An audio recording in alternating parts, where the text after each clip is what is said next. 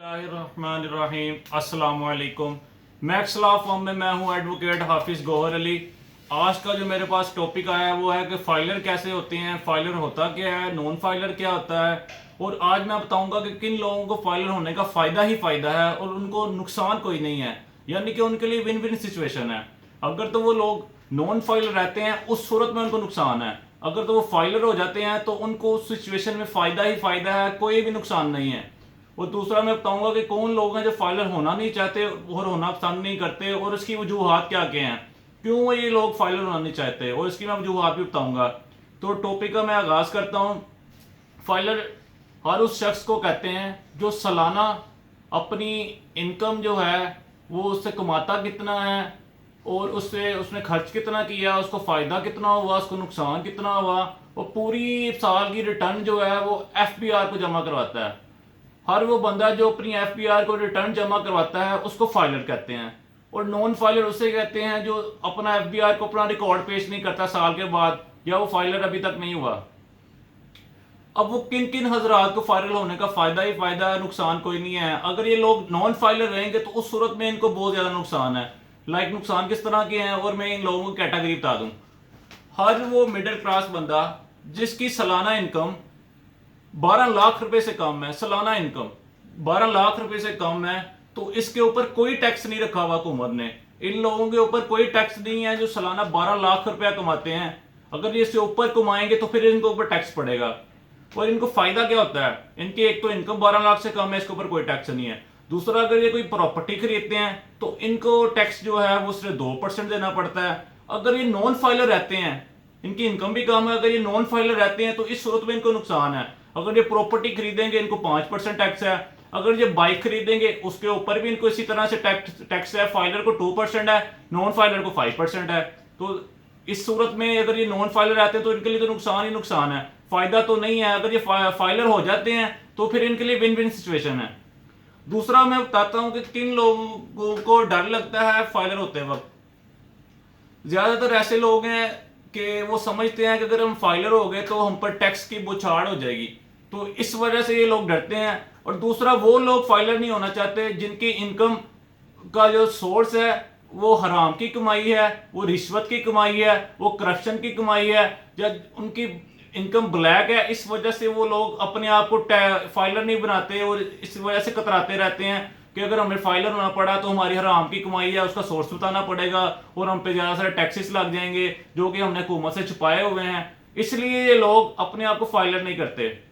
एक कैटेगरी तो मैंने आपको बता दी कि किन लोगों को फाइलर होने का फायदा ही फायदा है, नुकसान नहीं है। दूसरा, मैंने उसकी वजूहत बता दी कि कौन लोग फाइलर नहीं होना चाहते।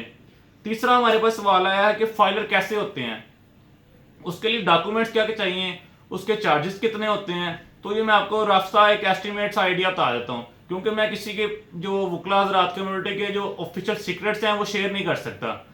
लेकिन मैं आपको ये तरीका बता देता हूँ। फाइलर होने के लिए सबसे पहले आपको एनटीएन बनाना पड़ता है।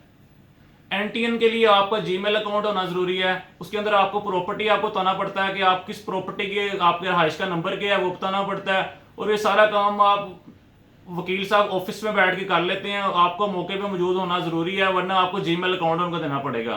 क्योंकि एफबीआर ने बड़ा स्ट्रिक्ट सिस्टम रखा हुआ है ताकि कोई भी किसी भी किस्म का फ्रॉड का चांस ना हो या किसी को मैनिपुलेट ना किया जा सके। और इसके लिए डॉक्यूमेंट्स क्या चाहते हैं, पहला मरला किस चीज का, एनटीएन नंबर का। जब एनटीएन बन गया है, एनटीएन में समझाता हूं जिस तरह फेसबुक को खोलने के लिए एक लॉगिन आईडी चाहिए होता है, इसलिए इसी तरह से एफबीआर के अकाउंट में फाइलर बनने के लिए या फाइलर की रिटर्न जमा कराने के लिए भी आपको एक अकाउंट चाहिए होता है जिसको एनटीएन नंबर कहते हैं। जब आपका एनटीएन नंबर बन जाता है तो आप वो एनटीएन खोलते हो एफबीआर की आईडी पे, उस फिर वहां जाके आप अपने डॉक्यूमेंट सारे वो जो भी आपके जो रिक्वायर्ड चीजें हैं वो सारी उसके ऊपर पुट कर देते हो, सारा वो रिकॉर्ड दे देते हो। उसके रिकॉर्ड में क्या क्या चीजें आपको, अगर आप किसी वकील साहब के पास जाएं अपने आपको फाइलर बनाने के लिए क्या क्या चीजें चाहिए, आपको अपना बैंक स्टेटमेंट चाहिए।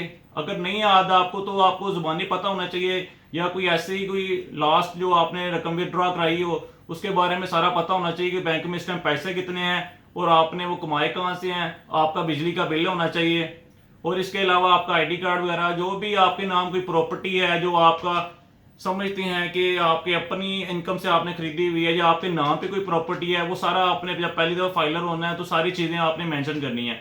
और मेरी बात याद रखें, जो बंदा पहली दफ़ा फाइलर हो रहा है तो उसके सारे पिछले गुनाह समझो माफ हैं। वो जो चीज़ भी वहां पे शो कर देगा तो FBI उसको एज इट इज कबूल कर लेगा। और उसके ऊपर FBI ने फाइलर होने के लिए एक फाइन सा रखा हुआ है जो 1000-2000 रुपये फाइन है। और उसके बाद वो फाइन भरने के बाद आप जो है वो वकील साहब अपनी फीस लेते हैं फाइलर करने की।